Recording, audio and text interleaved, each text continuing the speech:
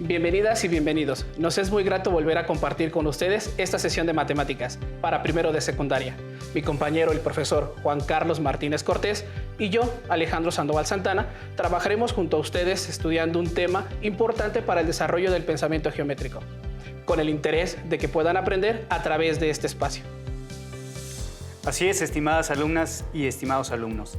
Les agradecemos su atención y les recordamos que el estudio es la base del éxito. Les sugerimos tomar nota de cada una de las actividades que les presentaremos y, si lo consideran necesario, pueden volver a ver la sesión para aclarar las dudas no resueltas. Iniciamos. En esta sesión trabajaremos con mayor profundidad un tema de geometría, referente a la construcción de triángulos y cuadriláteros, así como la aplicación en algunos casos de criterios de congruencia. Les recomendamos tener cerca de ustedes su cuaderno o, en su defecto, hojas reutilizables, lápiz, goma, transportador, regla, compás y su libro de texto de la asignatura de matemáticas. En caso de tener discapacidad visual, preparen hojas Leyer, punzón y regleta. Las hojas reutilizables, así como el compás y la regla, les serán de utilidad en esta sesión, ya que aprenderemos a construir cuadriláteros e identificaremos algunas características tanto de este tipo de figuras como de los triángulos. Analicemos el siguiente ejemplo, en el que podemos observar la construcción de un cuadrilátero, junto con la obtención de los ángulos interiores de triángulos y cuadriláteros. Don Miguel trabaja en una vidriería. Hace unos días, un cliente le solicitó realizar 20 piezas de espejos cuadrados para colocarlos en su sala. Para no equivocarse al realizar los cortes, don Miguel primero hizo un boceto, es decir, un esquema en papel, para después replicarlo en el vidrio. Alumnas y alumnos, les sugerimos anotar las siguientes preguntas para reflexionar. ¿Cuánto deben medir los ángulos internos de la figura para que sea un cuadrado? ¿Qué figura deberá tomar como base para construir el cuadrado? Primero contestemos la segunda pregunta. Don Miguel puede utilizar un círculo e inscribir el cuadrado dentro de este, es decir, que los vértices del cuadrado queden sobre la circunferencia, como pueden ver en la figura. A don Miguel no le especificaron la medida de los espejos. El cliente solo le comentó que los quería de un tamaño regular, para que lucieran bien en su sala, por lo que don Miguel decidió realizar su circunferencia con un radio de 10 centímetros. Vamos a replicarlo para construir el cuadrado. Alumnas y alumnos, les sugerimos usar un compás. En este caso trazaremos una circunferencia con un radio de 10 centímetros. Para construir el cuadrado, don Miguel ha utilizado su regla, trazando un diámetro de forma vertical, pues sabe que el diámetro es el segmento de recta que pasa por el centro del círculo, tocando dos puntos de la circunferencia. Al primer punto lo nombraremos A y al segundo punto lo representaremos con la letra C. Después trazó otro diámetro perpendicular al primero, lo que formó 4 ángulos de 90 grados en el centro del círculo.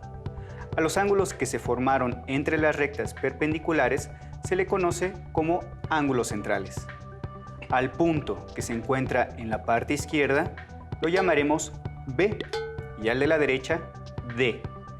Ya casi está terminado el cuadrado. Ahora solo uniremos los puntos A con B, B con C, C con D y por último D con A.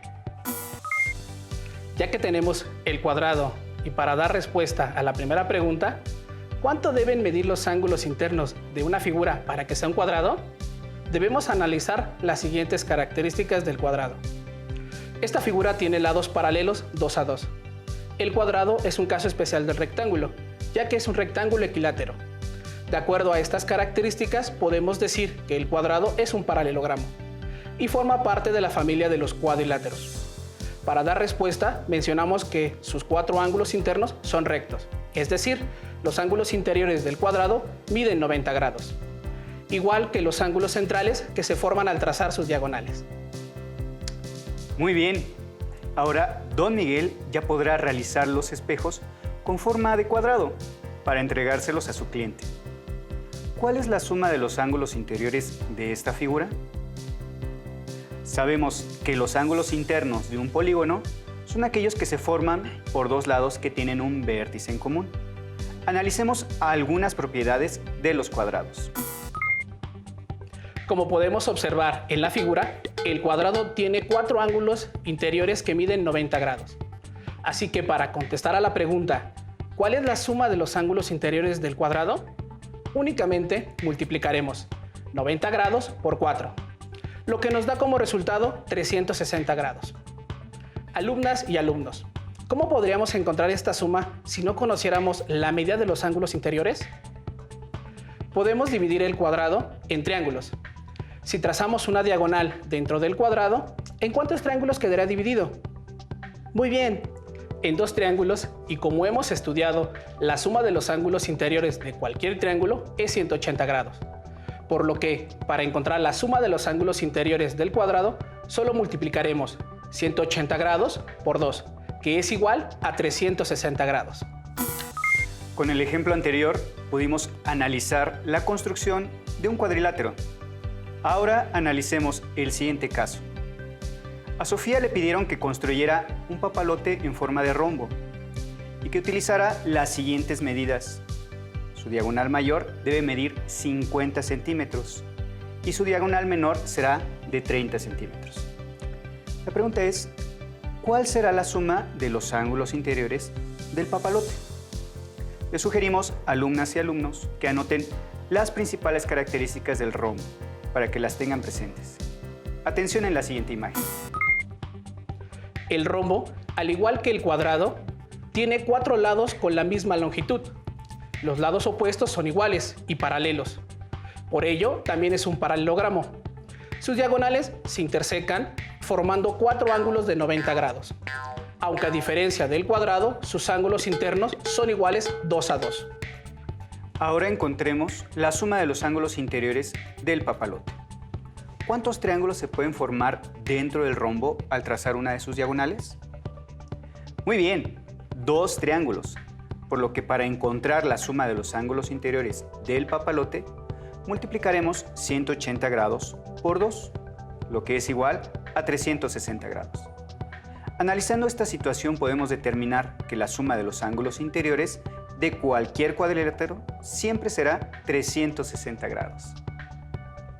Ya que conocemos algunas características del rombo, veamos lo que tiene que hacer Sofía para trazar su papalote. Para trazar un rombo, cuando se conocen las medidas de sus diagonales, se realiza lo siguiente. Se traza un segmento DV, la medida de la diagonal mayor. En este caso será de 50 centímetros. Después se traza la mediatriz del segmento AC. Y con centro en el punto medio de AC se trazan 2 arcos de circunferencia que intersequen a la mediatriz en 2 puntos, cuyo radio mida la mitad de la diagonal menor. En este caso, el radio es de 15 centímetros. Finalmente, se unen los puntos A y C con los puntos en los que los arcos cortan a la mediatriz para formar el rombo ABCD. Muy bien. Después de construir un cuadrado y un rombo a partir de distintas informaciones, les propongo los siguientes retos, para que los realicen en alguna de las hojas de reuso que les sugerimos tener a su disposición. Primer reto, construyan un triángulo equilátero únicamente doblando el papel. Segundo reto, usando únicamente un compás y una regla, construyan un cuadrado. Muy ingenioso, profesor. ¿Sabes?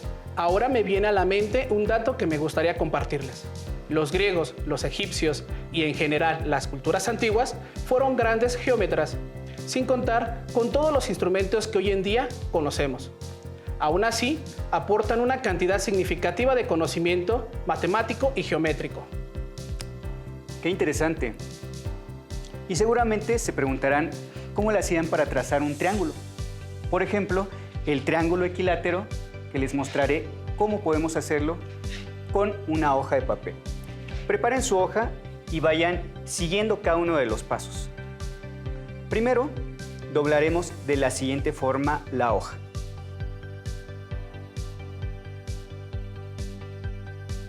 Y cortaremos para tener 2 rectángulos. En un rectángulo, marquen un doblez por la mitad, pero sin llegar al otro lado.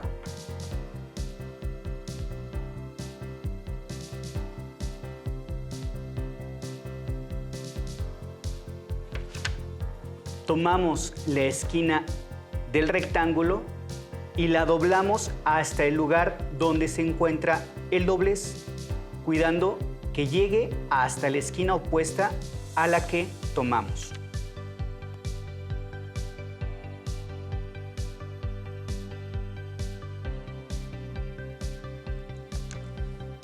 Ahora, siguiendo este trazo, doblamos y lo volvemos a hacer hasta terminar con la hoja, de esta manera.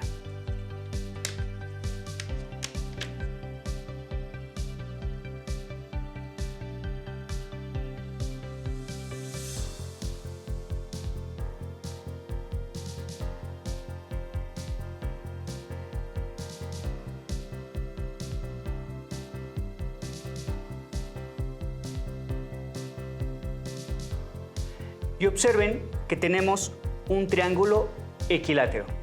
Bien, profesor, y seguramente se estarán haciendo dos preguntas respecto a esta construcción.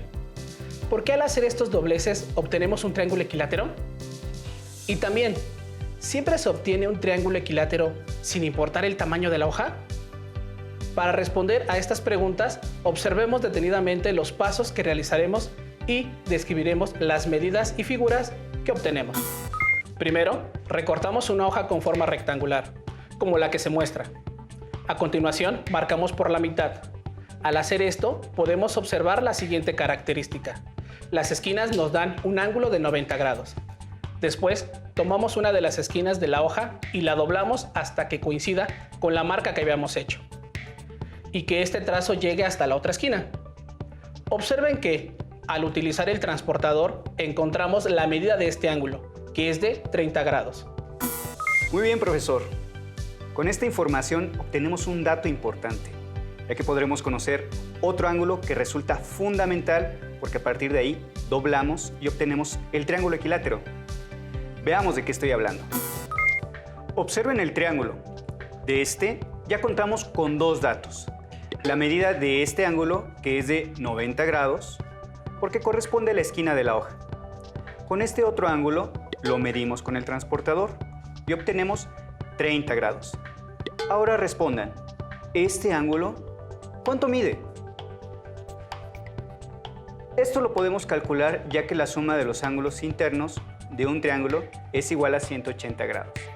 La suma de los ángulos ya conocidos es de 120 grados y para que se cumpla la igualdad faltan únicamente 60 grados, que corresponden a la medida del ángulo que nos faltaba. Es correcto, profesor. Pero eso no garantiza que el triángulo que resulta después de seguir doblando sea un triángulo equilátero. Como ya saben, un triángulo equilátero tiene todos sus ángulos y lados iguales. Es verdad, profesor. Continuemos observando en la diapositiva para poder comprobar que obtenemos un triángulo equilátero. El paso que sigue consiste en doblar la hoja siguiendo este doblez, hasta hacer coincidir la esquina con el borde de la hoja, así como se ve en la diapositiva. Como observan, ya tenemos un triángulo y el único dato que tenemos es que este ángulo mide 60 grados, ya que hicimos el doblez considerando este ángulo. Y necesitamos saber que los dos ángulos restantes miden también 60 grados, porque así aseguramos que es un triángulo equilátero. Utilizaremos el transportador para medir la amplitud del ángulo. Veamos. Y comprobamos que tenemos otro ángulo de 60 grados. Magnífico, profesor. Y no necesitamos medir el otro ángulo, ya que debe medir 60 grados, para que la suma de sus ángulos internos, como la de cualquier triángulo, sea de 180 grados. Con esto, respondimos a las dos preguntas. ¿Por qué estos dobleces están pensados para que, sin importar el tamaño de la hoja, siempre crucen de esa forma teniendo un ángulo de 60 grados? Así que siempre tendremos un triángulo equilátero. Ya dimos respuesta al primer reto. Ahora, vayamos con el segundo. ¿Cómo podemos trazar un cuadrado con únicamente una regla y un compás? Para poder efectuar esta construcción debemos recurrir a las características del cuadrado. ¿Pueden enumerarlas conmigo? 1. Todos sus lados miden lo mismo. 2. Sus lados son paralelos 2 a 2. 3. todos sus ángulos internos miden 90 grados. Con esto podemos comenzar a trazarlo. Primero, y lo más complicado, es resolver qué tenemos que hacer para formar un ángulo de 90 grados, sin utilizar el transportador o las escuadras. Hay muchas formas, doblando una hoja de papel, con una cuerda y un peso al final de ella, o con un nivel de burbujas, como lo hacen en las construcciones. Pero en este caso, como solo disponemos de un compás y una regla, utilizaremos el siguiente procedimiento. Seguramente hay entre ustedes, alumnas o alumnos, alguno que conoce esta técnica. Desde casa, sigan los pasos y tracen su propio cuadrado. Primero, trazamos un segmento de recta. A continuación, colocamos el compás en uno de los extremos y trazamos una circunferencia, cuyo radio sea mayor a la mitad del segmento de recta. Con la misma medida que tenemos en el compás, trazamos otra circunferencia, apoyándonos en el otro extremo del segmento de recta. Como observan, las circunferencias se intersecan en dos puntos. Trazamos una recta que cruce ambos puntos, la cual representa la mediatriz del primer segmento. Por lo tanto, se forman ángulos de 90 grados. Muy bien, profesor. Así podremos trazar un ángulo de 90 grados, que es indispensable para poder hacer un cuadrado. Observen, ya tenemos construido el ángulo de 90 grados que hicimos, como se mencionó anteriormente. Con el ángulo recto trazado, solo necesitamos conocer la medida del cuadrado que queremos construir. En este caso, utilizaremos esta medida, X. Con el compás tomamos la medida, nos apoyamos en el vértice del ángulo de 90 grados y trazamos una circunferencia. Marcamos dos puntos en las intersecciones de la circunferencia, con los lados del ángulo de 90 grados. Con esto ya tenemos dos lados del cuadrado. Ahora, con la misma abertura del compás, trazamos otras dos circunferencias, cuyos centros sean los dos puntos que señalamos antes. Observen que el punto donde se intersecan, la circunferencia será el cuarto vértice del cuadrado. Ahora, ya tenemos cuatro vértices, todos a la misma distancia. Los unimos para delimitar el cuadrado. Vaya, comúnmente lo construimos con una escuadra o con un transportador. Pero resulta muy interesante ver cómo el compás es un instrumento que nos permite construir figuras con lados rectos, ya que en una circunferencia cualquier punto tiene la misma distancia al centro. Con ello, nos aseguramos de tener segmentos de la misma medida siempre. Aunque, profesor Carlos, me surge una duda. ¿Cómo podemos demostrar que la figura que construimos realmente es un cuadrado? Tienes razón, porque hay figuras que a simple vista aparentan tener una forma, pero al momento de tomar medida resulta no ser lo que aparentan. Profesor, creo que tengo en mente la forma en que podemos demostrar que esta figura es un cuadrado. Veamos la construcción y anotemos sus características. Primero, de esta figura sabemos los siguientes datos. Por la construcción que hicimos, sabemos que el primer ángulo que trazamos mide 90 grados. También los lados miden lo mismo, porque están construidos utilizando el compás y todas representan radios de la misma medida, lo que garantiza que mide lo mismo. Aparentemente ya podemos afirmar que es un cuadrado, por tener todos sus lados iguales, pero sabemos que un rombo también tiene sus lados iguales, por lo que tenemos que demostrar que estos ángulos miden 90 grados. Me parece útil trazar un segmento de recta auxiliar para observar un detalle que me llama la atención. Así podemos ver dos triángulos que son congruentes. Vean que dos de sus lados son de la misma medida y al lado que representa la diagonal del cuadrado lo nombramos Y, que es el mismo para ambos triángulos. Así, de acuerdo al criterio lado, lado, lado, estos triángulos son congruentes, por lo que el ángulo opuesto al de 90 grados también mide 90 grados. Excelente, profesor.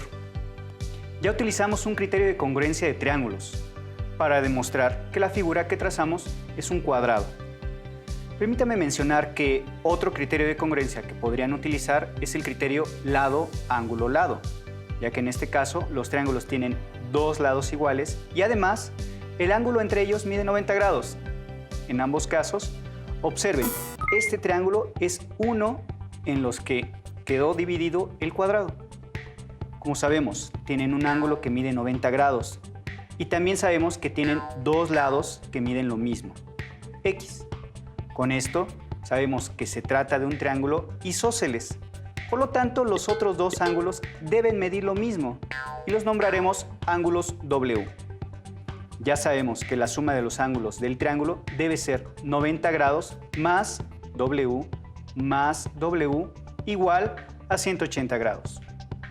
Sumamos los términos semejantes y obtenemos 90 grados más 2W igual a 180 grados. Aplicamos la propiedad de igualdad, restamos 90 grados en ambos lados, obtenemos 2W igual a 90 grados. Procedemos a dividir entre 2 ambos miembros y obtenemos que W es igual a 45 grados. Es magnífico encontrar estas respuestas, profesor, porque con este dato podemos confirmar que al tener dos triángulos como estos, tenemos la comprobación de que la figura es un cuadrado, ya que la suma de los ángulos de los triángulos 45 más 45 grados es de 90. Aprovecharé para precisar que la suma de los ángulos internos de los cuadriláteros es de 360 grados. O también lo podemos demostrar sabiendo que, por tener cuatro ángulos de 90 grados, al multiplicar obtenemos 360 grados. Profesor, en esta sesión revisamos que en los cuadriláteros sus ángulos internos suman 360 grados. Además, trazamos triángulos y cuadrados mediante diversos procedimientos, sin utilizar el transportador, utilizando los criterios de congruencia de triángulos y demostramos que, efectivamente, habíamos construido un cuadrado. Así es, el tiempo de esta sesión ha concluido. Estuve muy contento de trabajar una vez más con ustedes. Yo también, sobre todo por contar con alumnas y alumnos de toda la República. Fue un gusto acompañarles en este viaje de conocimiento por el mundo de las matemáticas.